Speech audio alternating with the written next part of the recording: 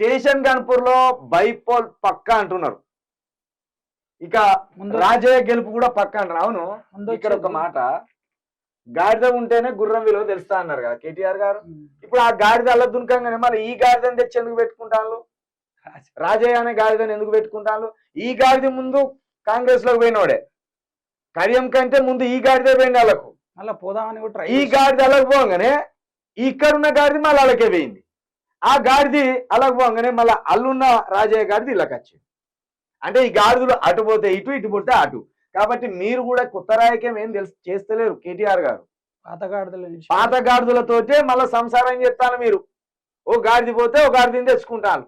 మరి ఇక్కడ కొత్త యువకులకు అవకాశం ఇస్తేంది? ఇప్పుడు రాజయ్య సక్కం పోసా రాజయ్యని దీవించాను అంటాలా.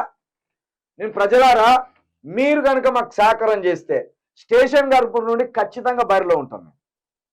టీపీఎఫ్ తరఫున, తెలంగాణ ప్రొటెక్షన్ ఫోర్స్ తరఫున ఖచ్చితంగా ఒక కొత్త అభ్యర్థిగా అక్కడ బరిలో ఉంటాం. ఈ తెలంగాణ సమాజానికి ఒక కొత్త రాజకీయాన్ని పరిచయం చేయడానికి ఇక్కడ రెండు గాడిదలు, కడియం సిఆర్ అని ఒక గాడిది, రాజయ్య అని ఒక గాడిది. ఈ రెండు ముసలి గాడిదులే, పింఛన్ తీసుకోవాల్సిన గాడిదలు ఇవి.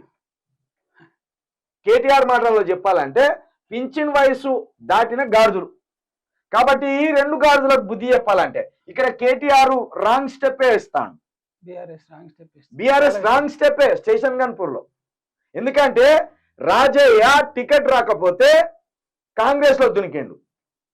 ఇదే కడియం శ్రీహరి మంత్రి పదవి వస్తుందేమో అనుకొని కాంగ్రెస్ లో దునికిండు.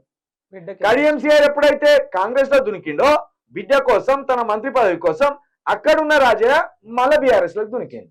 ఇది ఎక్కడి కొత్త రాజకీయం? ఇది పాత రాజకీయమే. ఈ సీసాల నీళ్లు తీసి ఆ సీసాల పోసి కొత్త నీళ్ళు అనడు, ఆ సీసాల నీళ్లు తీసి ఈ సీసాల పోసి కొత్త నీళ్ళు అనడు. కొత్త నీళ్ళు ఏం కాదు, పాత నీళ్ళే, సీసాలు మారుతాను అంతే. ప్రజలు ఆలోచించుకోవాలి. కాబట్టి స్టేషన్ గన్పూర్ ప్రజలారా, ఖచ్చితంగా ఒక కొత్త యువకుడికి అక్కడ అవకాశం ఇవ్వండి. ఇక్కడ మమ్మల్ని ఫాలో అవుతున్న వాళ్ళు కావచ్చు, మా టీపీఎఫ్ ని చూస్తున్న వాళ్ళు కావచ్చు, ఖచ్చితంగా మీరు కనుక మాకు సహకారం ఇస్తే స్టేషన్ గన్పూర్ ఉప ఎన్నికల్లో ఖచ్చితంగా రాజకీయ యుద్ధం అక్కంచెల మొదలు పెడతాం.